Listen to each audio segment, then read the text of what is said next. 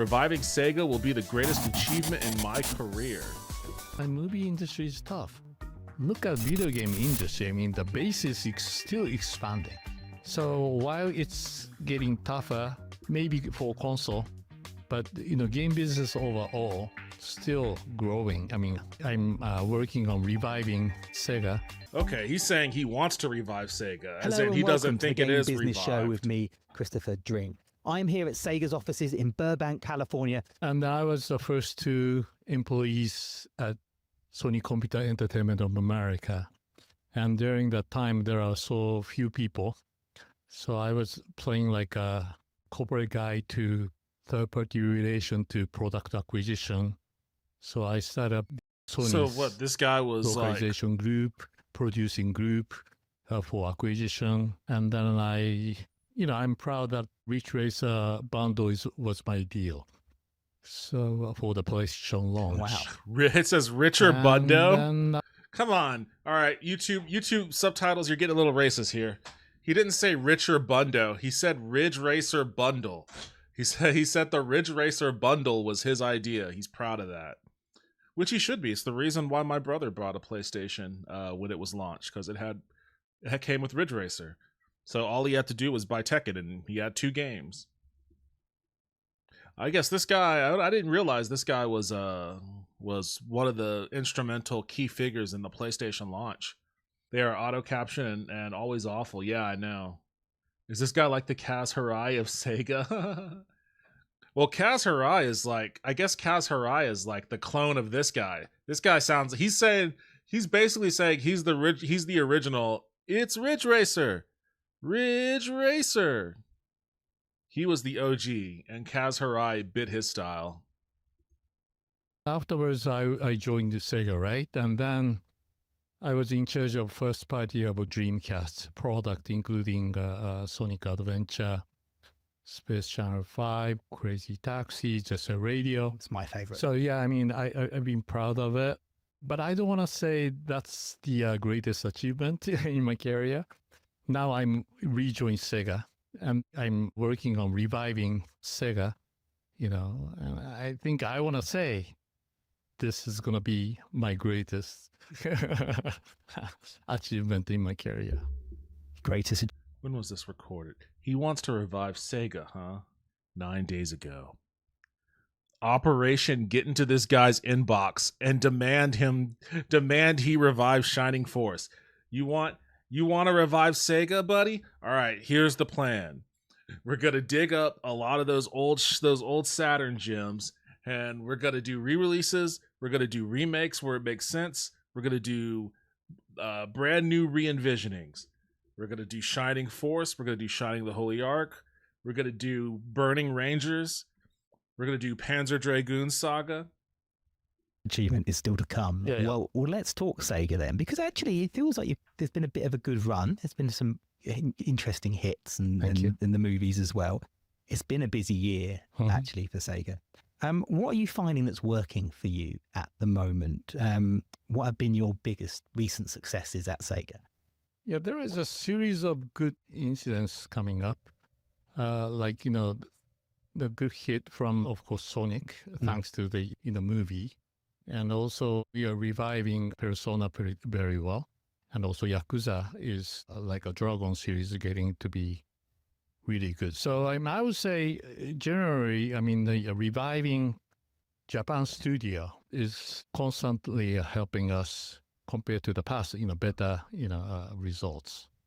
What's caused that revival in Japan? What's the cause of it? 'Cause it's not just Sega. It seems to be happening across the whole of... Yeah, for some reasons, when I rejoined Sega, the Japanese studio was somehow paying attention to the domestic market, like a Japanese market more, even though Sega is such a beloved company among Western audience. They were, somehow paying very small attention to the... Is there a big resurgence? This is just a blind spot for me. Is there a big resurgence in Japanese game development? I guess maybe, but it doesn't really... what do I only ever really hear about Persona, honestly. And I mean, maybe the games all kind of blur for me. Bayonetta, the Japanese game development. I mean, this is Google AI overview, so take it with a giant grain of salt. The Japanese game development scene is experiencing a resurgence with a renewed focus on appealing to both domestic and international audiences. Revival is driven by a combination of factors, including a shift in development strategies, the popularity of new consoles, and the rise of indie game development. The decline and revival. Oh, this is a fucking Reddit post. Why are you referencing a Reddit post, man? I guess From Software also makes a big part of that. I guess it's probably a combination of Persona and Atlas / Sega and From Software. Probably the biggest components to that. And Nintendo, of course, but you know, Nintendo is so globally ubiquitous, it barely even registers as like Japan only sort of thing. Capcom? Maybe. I mean, they're always going to have the fighting tournament contingent of people. Outside of that, was Dragon's Dogma that big of a hit? It really bummed a lot of people out when it dropped, but I don't know if it had sustained success.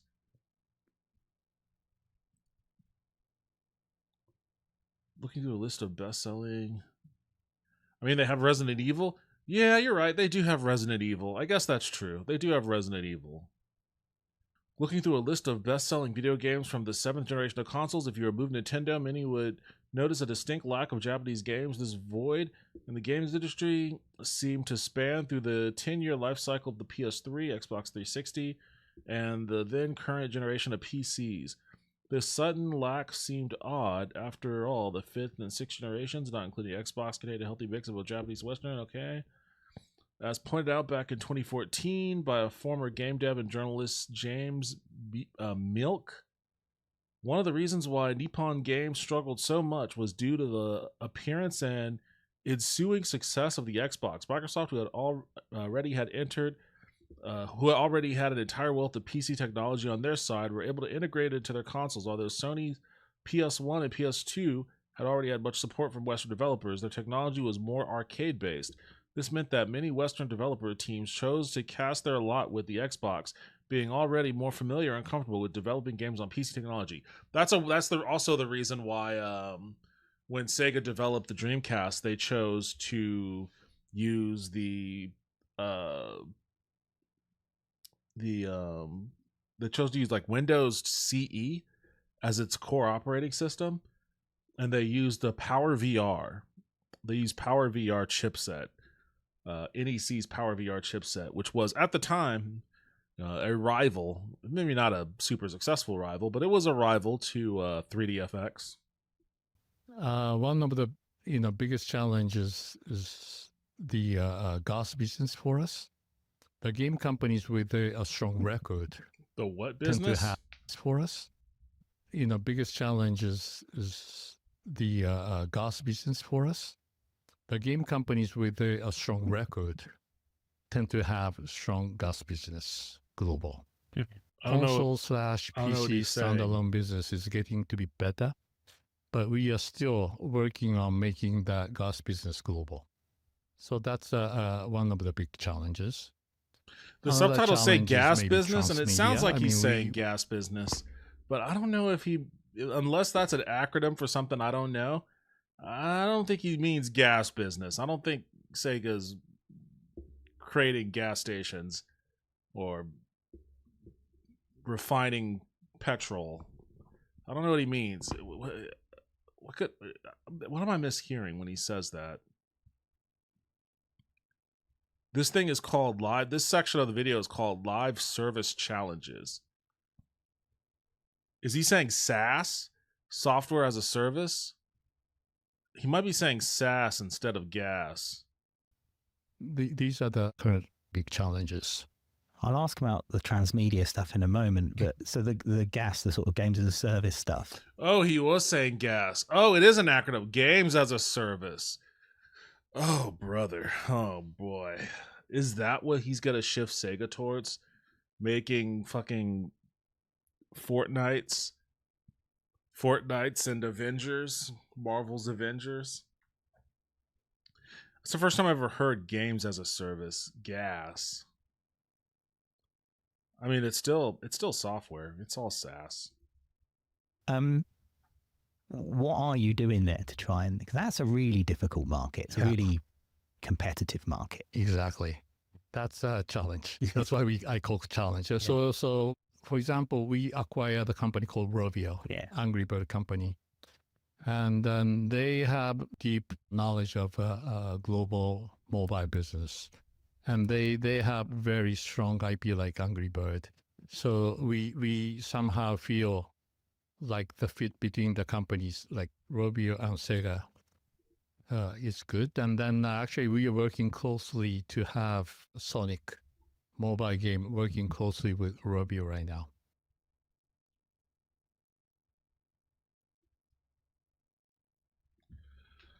Oh boy. So, the plan to revive Sega is to get the Angry Birds guys to make a mobile Sonic game as a mobile live service Sonic game.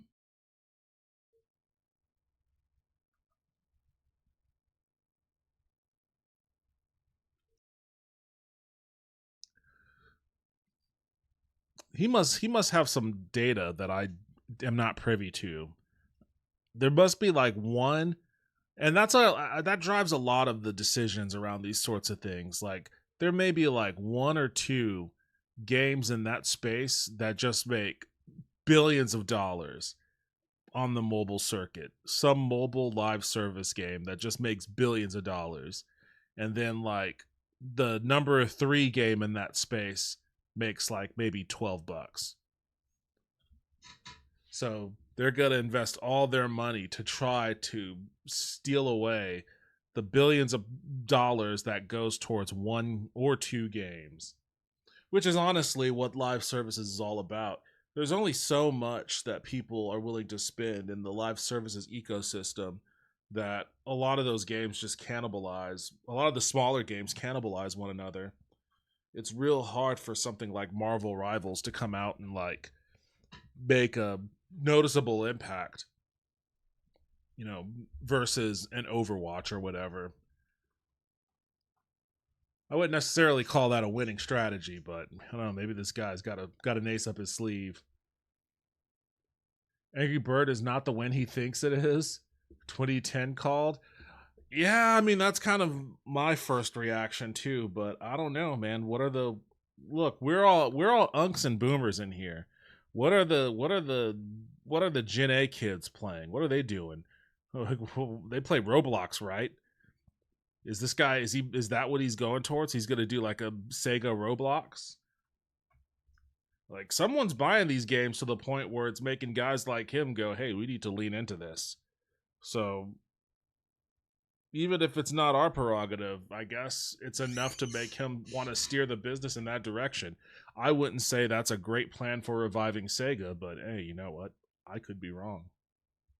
I mean, what's really interesting is, when I just started to get involved in the video game business, I picked up the game called Crash Bandicoot, and then actually we are asking some of the movie studios if they are interested in that property into the movie, but I was treated like hey, this is like video game was like a toy business. Like they didn't really take it serious, and then at that time.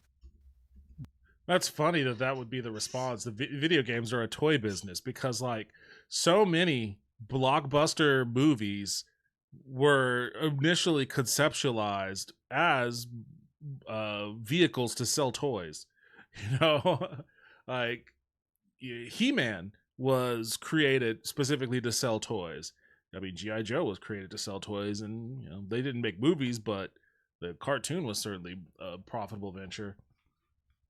Well, there are all sorts of movies that started off as like, hey, we need to sell a bunch of toys. The idea that they would turn away Crash Bandicoot because it was a toy, they probably missed the mark. But back then they didn't really know how to make movies about games, so maybe it was a dodge bullet for both. I'm glad they didn't make a Crash movie back then. A 90s one wouldn't look good. Yeah, it would have been awful. There were so many different Sega games. So there's Sonic, and then there's Football Manager, there's Total War, and there's Persona. How would you describe Sega's identity in 2025? It's hard for me to, it's still hard for me to see Persona as a Sega game, because to me that's an Atlas game. And Sega purchased Atlas, sure, but the series started off with Atlas being its own independent thing. It's kind of the same as like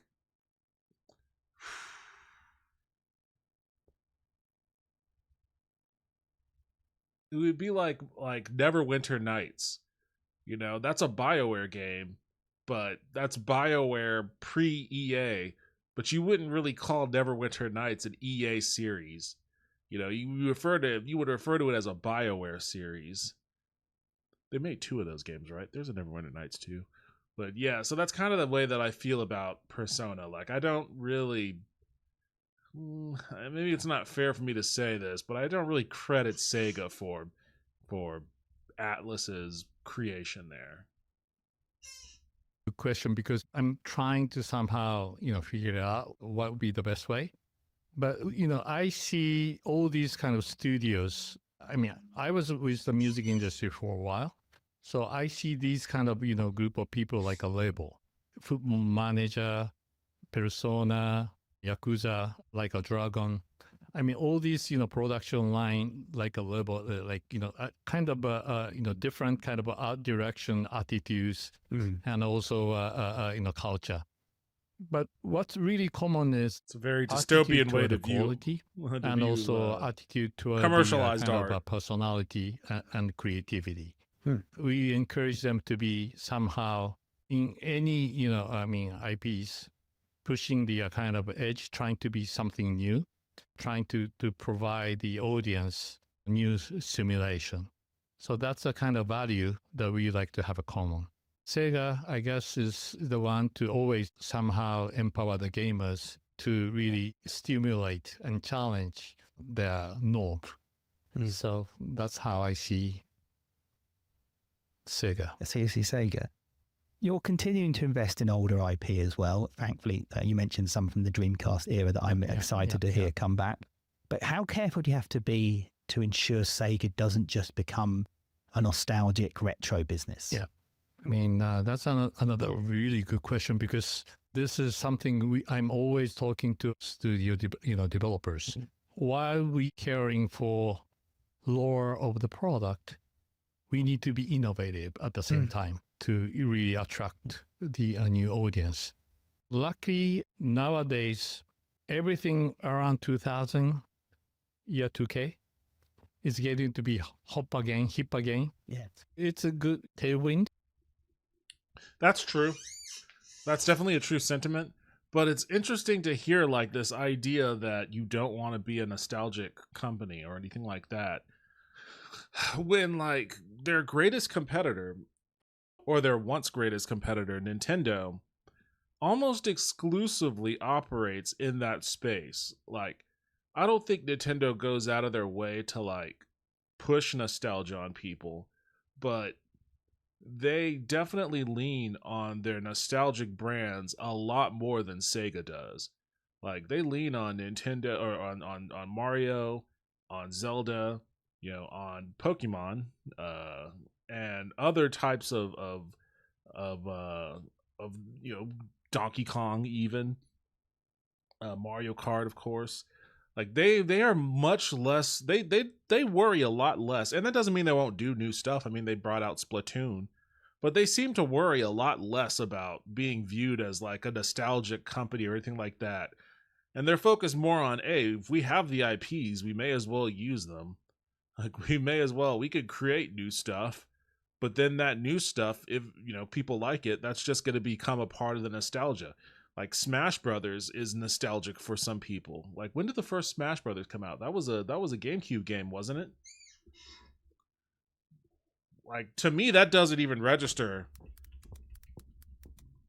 To me, that doesn't even register as nostalgia in my head. Oh yeah, Smash Bros. That was fucking N64. Holy shit, even older. 1999. Okay.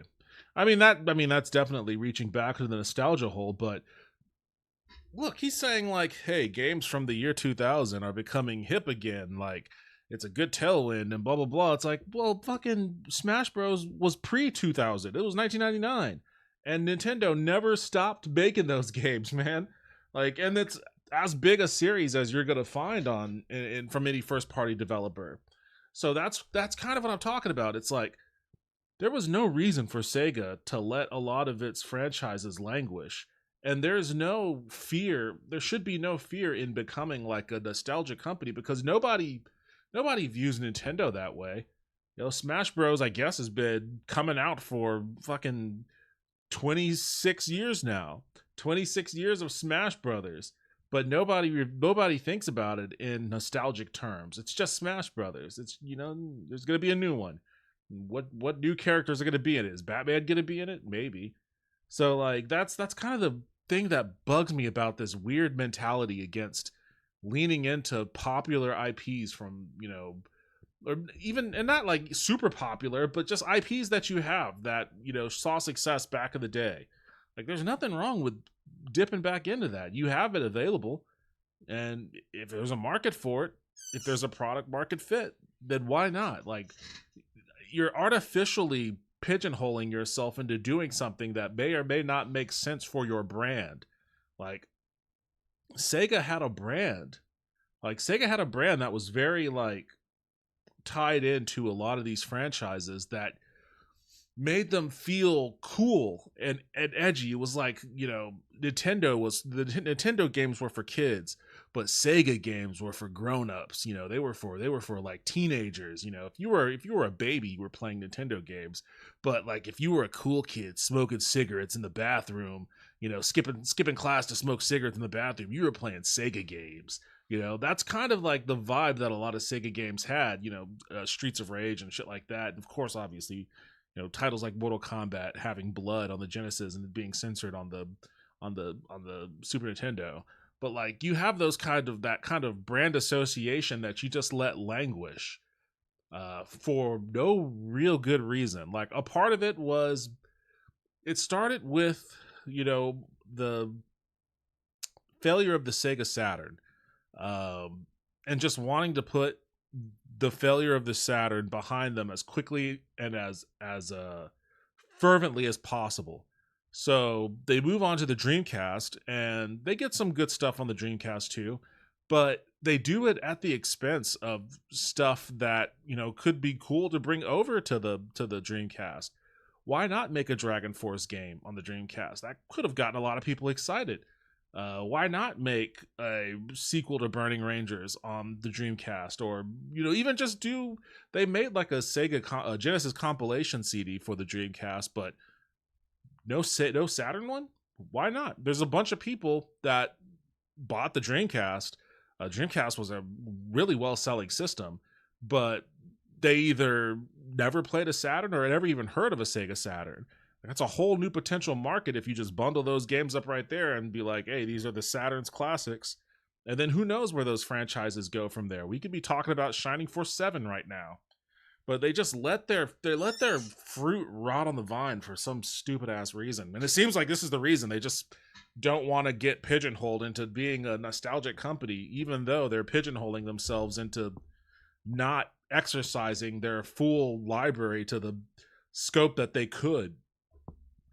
And I guess if I was gonna express what Sega's brand represents to me now, as opposed to what it did when I was a kid, right now it just kind of seems like they're a hodgepodge of weird shit. Like, and it's not a bad thing. Like, again, we went through their Steam page and most of their releases have very positive reviews. But it seems like they're scattershot. There's like no real focus on an identity of any sort. Like you have Yakuza, you have Persona, you know, you have Total War, you have Alien. It's just a lot of weird stuff. And like with Nintendo, you at least know generally what you're going to get. You're going to get a Mario game, you're going to get Smash Brothers of some sort, you're going to get Zelda, You're going to get your staples, and then you're going to get something unique. Where that uniqueness comes from, who knows? But you're going to get your staples, and you're going to get your unique stuff. And sometimes your staples will deliver unique stuff. And that helps everything downstream. Like when he's talking about, okay, you want to take more risk, but it's hard to do when games cost so much. Well, a part of buttressing against that is being able to release a title that's, has a built-in audience. That's Nintendo's bread and butter. When we talked before about the launch of the Switch 2, I didn't expect the Switch 2 to pop off the way that it did. I was like, who needs a Switch 2? I'm not going to buy a Switch 2. Who wants one? Well, apparently a lot of people wanted one because they sold like hotcakes immediately, and people were fine with spending $80, I guess, for Mario Kart. When you feed your audience the staples like that, it gives you the leeway to take those other risks. That's what Nintendo can do that Sega can't, because they just don't have that mindset. Even though they have more than a big enough back catalog of IP that they can lean into to develop that mindset. So, I don't know. It just seems dumb to me. Like, it seems like he's falling into the same trap that literally every other Sega CEO post Genesis fell into. It's because it's so much cheaper to get into PC gaming than it ever was before. It's still pretty expensive if you want to build a decent rig, but here's the thing. What gave consoles their value before was FOMO. It was purely a FOMO-based industry. It was, oh, you have a Super Nintendo? Well, you're going to miss out on playing X-Men on the Sega Genesis, which was, my childhood. It's like, oh, you have a Sega Genesis? Well, you're going to miss out on playing Chrono Trigger on the Super Nintendo. It's like, oh, you've got a PlayStation? Man, well, you know what? I hope you have fun with that, because I'm going to be over here playing Panzer Dragoon Saga or Panzer Dragoon Y on the Saturn. Or, oh, you've got a Saturn. Who has a Saturn? Well, I've got Mario 64. This game is awesome. You get good luck with Bubsy 3D. Like, it was that sort of thing that gave the consoles their juice, because that's literally the basis of the console wars too. It was the title of the smattering of titles that we offer over here is better than the smattering of titles that you offer over there. And for every one thing that you have, we're going to have our version of it. You have Mario, we have Sonic, you have Street Fighter. Well, Street Fighter was on both of them, but you have whatever exclusive fighting game you have over there. We've got whatever exclusive fighting game we have over here.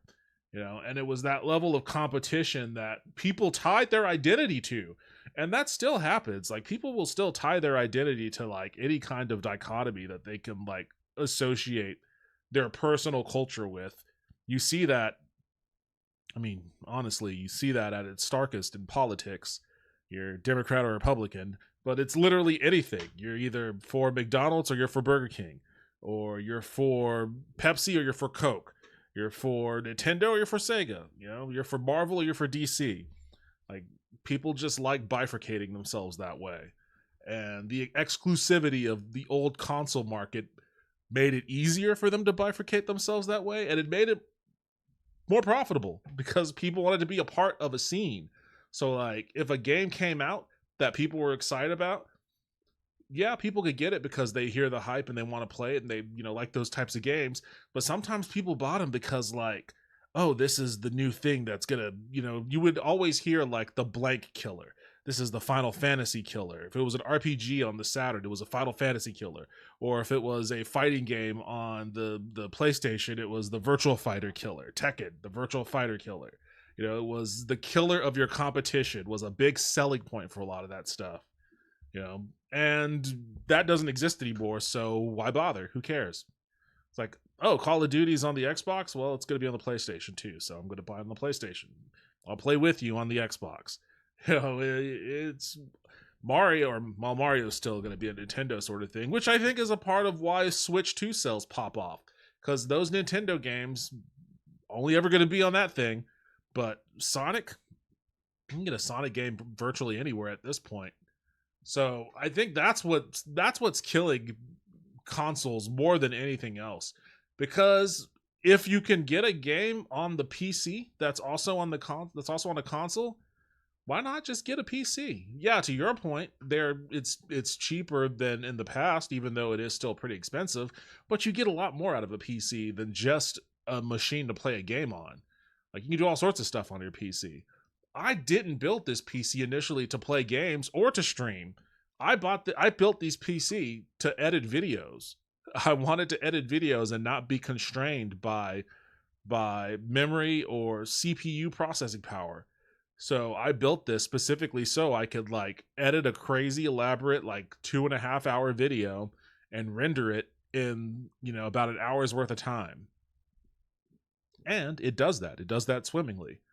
But it also turns out it's pretty good to stream from and play games off of. So, I got a lot of value out of this PC that I probably, wouldn't be able to get out of a console.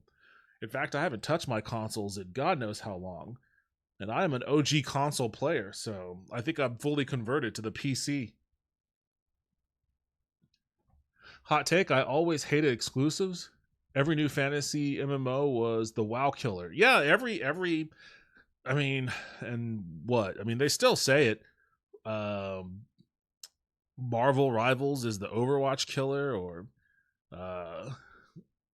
this is that killer. I mean, there's always going to be some kind of a killer out there, but the exclusivity of it all is just, it instills that level of both cultural identity in people and also FOMO.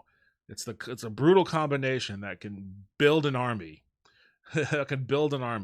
Like, you're part of the club and you don't want to feel like you're missing out on being part of the club.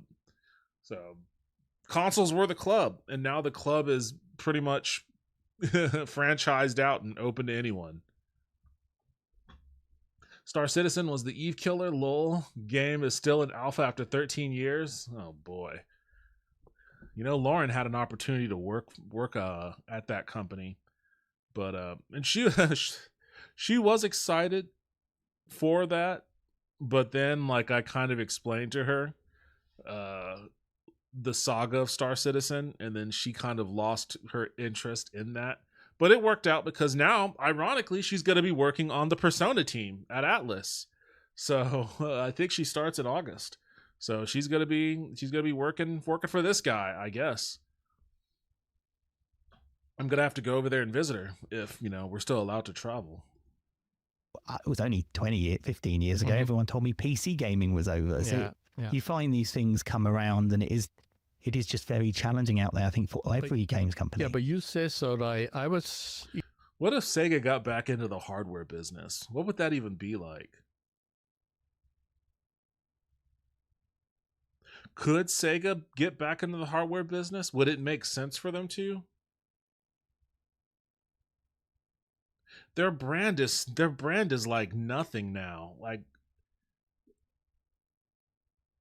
and that's not to say that they don't have value. They do, but the Sega name isn't really associated with anything. I guess Yakuza. If they made a console and made Yakuza exclusive to that, would it be enough to sell systems? I mean, Sonic might for kids, I guess, especially with the movies being as popular as they are. If ever there was an opportunity for Sega to get back into the business of being one of the big players, it would have been when that first Sonic movie came out. They should have dropped like. Actually, you know what? Remember when Nintendo did the little Raspberry Pi NES release? And I think Sega did one with the Genesis too. Like, I think they should do more stuff like that. I wanted them to make one. I wanted them to make a Saturn version of that. Like, there's stuff they can do. There's stuff they can do to really capitalize on their brand and their legacy that I just don't think they're doing. It almost seems, and I know it's weird to say because there was a part of this interview where they talk about going back to their retro games, Crazy Taxi, Jet Set. They only go back as far as the Dreamcast, I guess. Well, that's not true. They released like a 1,000 different versions of the Genesis compilation. They just specifically cut out.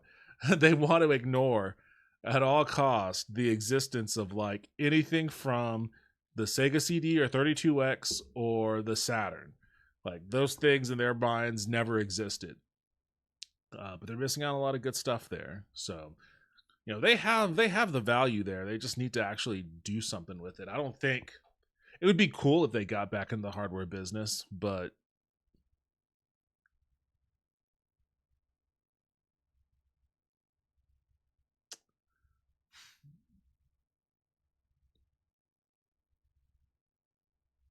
one of the existing guys would have to die.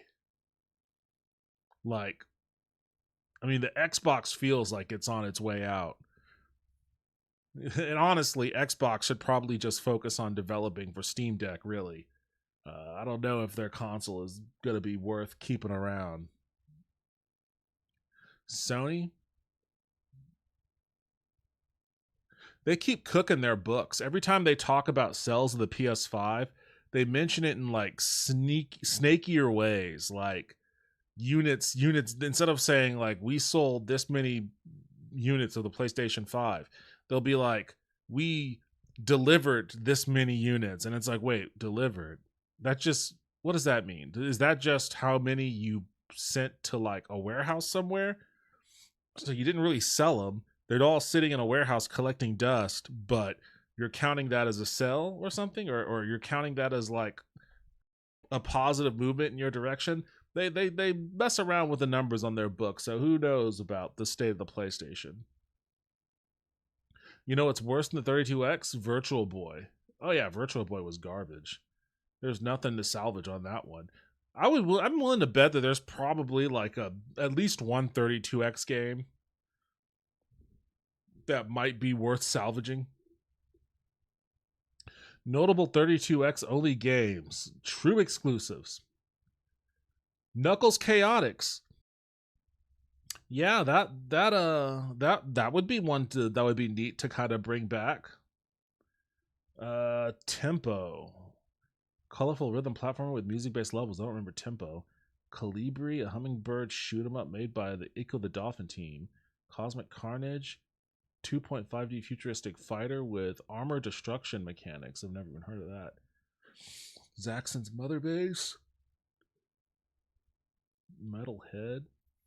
Motocross Championship. I mean, you can always, I mean, it's bike racing, dirt bike racing. You can always bring that back. Nobody will know that it's a 32X game, but RBI Baseball 95. Wow, RBI Baseball.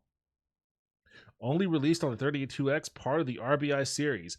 Now that's Nintendo nostalgia for me, because I only remember playing RBI Baseball on the NES. Shadow Squadron, space flight sim similar to Star Wars TIE Fighter.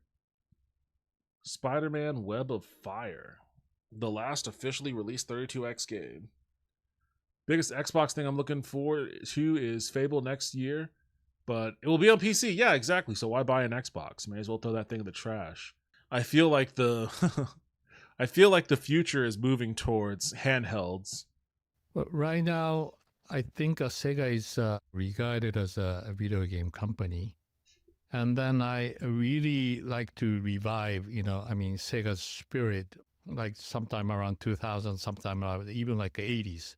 We are regarded as a very cultural company. Like, I believe Sega is a company to, bring rock and roll if you compare to the music industry.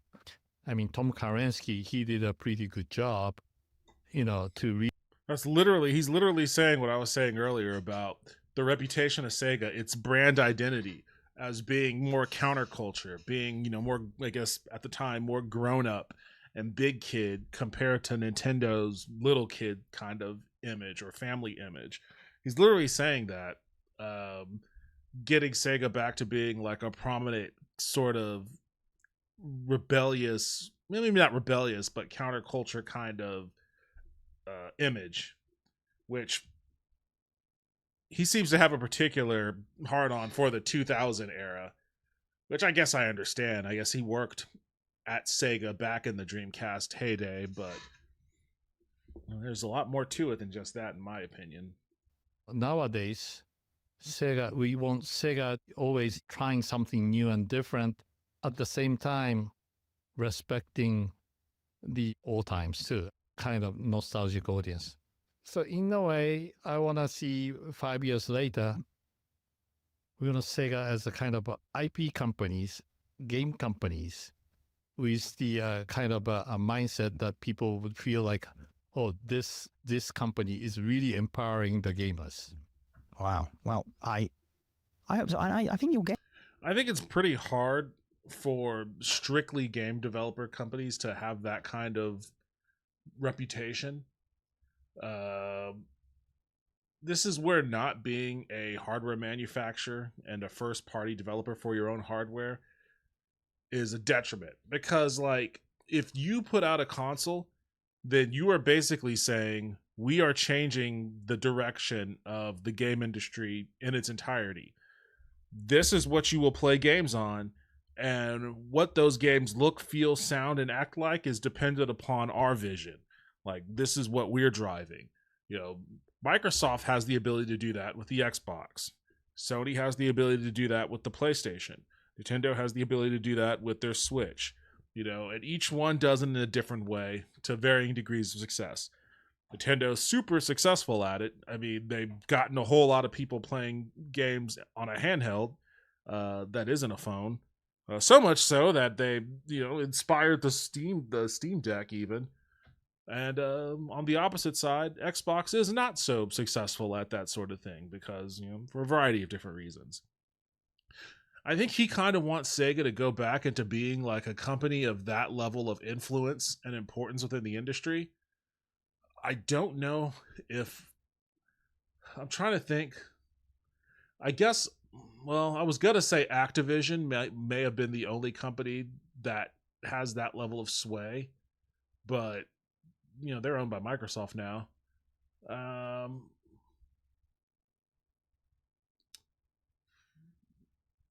And they put Call of Duty on every console, so it doesn't really matter. I don't even think Activision has that ability. It's really only the major hardware manufacturers that have that ability. Because I'm trying to think, what purely game developer studio out there can drive the direction of the entire industry with their governing philosophy? You might say From Software, maybe. Even that might be giving them a little bit of credit. They definitely created like a subgenre. They created a popular subgenre with the whole Souls-like thing. And there's definitely a whole fucking feeder industry beneath it. I don't know if I would say that really changed how the industry as a whole operates, though. Like, Sega changed the industry, like Nintendo changed the industry just by virtue of releasing the Nintendo at a time when the game industry was, going through a crash, and console gaming was like nothing. Between the Nintendo and the Super Nintendo, they definitely changed the industry. Sega changed the industry by being a counterculture sort of revolutionary versus Nintendo at that time, and like creating this whole brand image around that. They definitely made games more mature. They made it okay for games to be more mature, at least. Sony definitely, when the PlayStation came out, the PlayStation 1 is the reason why games became popular in the mainstream, honestly. Once all the rappers and, back then, I guess they weren't really called influencers, but the then influencers of the 90s started playing sports games on the PlayStation. It was game over for video games just being for dorks and nerds. So Sony definitely changed the direction of the industry with that one, and Nintendo again too with the Mario 64. They showed the game industry how you make games in 3D. That's games that aren't first-person shooters, at least. How you make non-first-person shooter games in 3D. And that changed the direction of the industry. You know, the Dreamcast kind of pinballed off of that a little bit, but it really was the first to like bring networking into it because it had a built-in modem right off the gate. You had Sega Net. You can just play games versus people online for no cost. That was awesome, playing, you know, NFL 2K or NBA 2K online, Fantasy Star online. And it was cheap. It was cheap. And it had a very it sold itself as like, you know, the future is now, in not like a cyberpunk or edgy kind of way, but more in like in a much softer, I guess, kind of a softer and more future friendly kind of, almost utopia. I mean, it's called Dreamcast, almost utopian kind of vision of the future. And, you know, it would have worked if the failures of the Saturn weren't too much to financially overcome. But I think they changed the direction too. Nintendo or Sega did with the Dreamcast. The PlayStation 2 definitely started emulating some of those Dreamcast conventions for sure. Well, PlayStation 2 obviously was a big ordeal. I think it starts to fall off with PlayStation 3 for Sony. And Xbox 360, I mean, Xbox Live was massive. Xbox Live is really what picked up the reins from Sega Net, from the Dreamcast's online friendly offerings that were probably ahead of its time a little bit. Xbox Live was pretty goddamn incredible for all the indie titles that it offered, and bringing in achievements, and, you know, because achievements were a thing before then. I remember when achievements first came out, I was like, who cares? Like who cares about achievements? Like, this is dumb. Like, hey, you just jumped over 3 turtles. Here's a little reward. I'm like, what? Why? Who cares? But no, it's a big thing. It's a big thing, and now everybody has achievements. Even mobile games have achievements.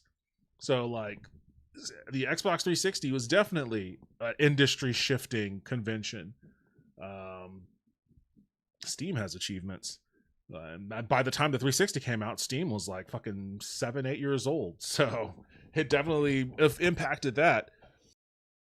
It starts to taper off around then, though. Like, you don't get a whole lot.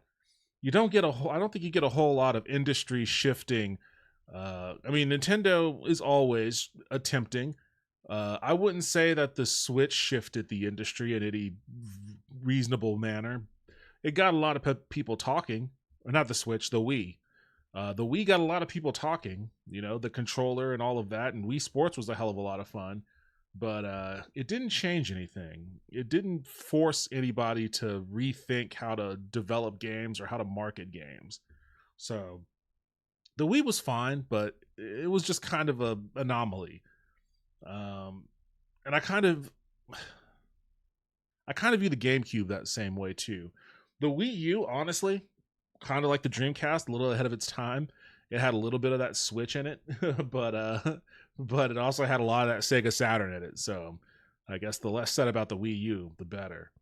It didn't force really anyone to do anything, but the Switch did. The Switch definitely changed some attitudes about, you know, mobile gaming. And I think played a huge role in influencing the Steam Deck.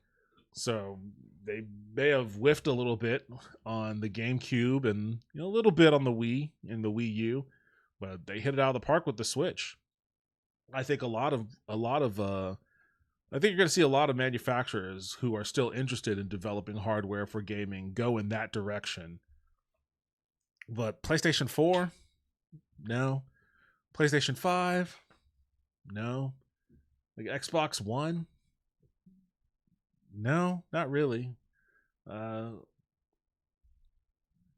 guess maybe it's a little bit difficult. I don't know if it's difficult or if there's just not the right vision in place. I don't think this guy has a good vision for where he wants to take Sega. If he thinks that getting the Angry Bird guys to make a Sonic game on mobile is a winner, I don't think this guy has it. But I don't know. Maybe things would change if they put out hardware again.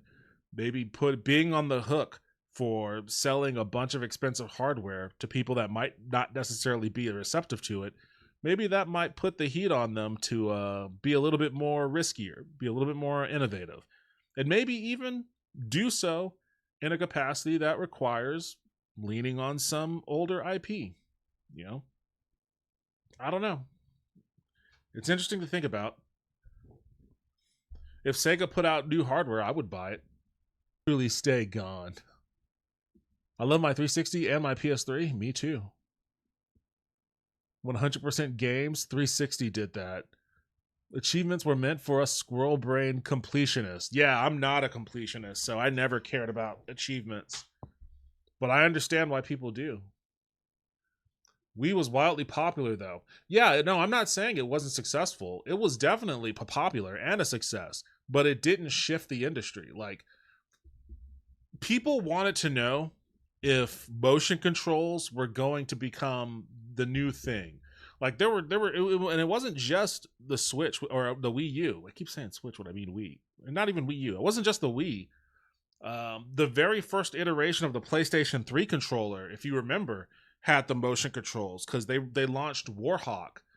They launched Warhawk with their, what was it called, the 6-axis controller or something like that, and you can control your plane by doing this kind of shit. People wanted to know if motion controls were going to be the future of gaming, but no, not so much. So the Wii was popular, but it didn't really change the industry. It didn't really shift the industry. Not in my opinion. I mean, maybe you could come up with an example where it did. I think the Wii and the DS were prototypes for what the Switch was intended to be. Absolutely, Taco. That's 100% correct. The DS, honestly, and you mentioned a very interesting thing here, because in all of that time where, in my view, Nintendo was kind of missing the mark with the GameCube and missing the mark a little bit, but you know, they're still popular, but not really revolutionizing anything. Or not really revolutionizing, that's not the right word. They weren't influencing, I guess, the direction of the industry with the Wii, but you know, they did well with it, but they definitely missed the mark with the Wii U.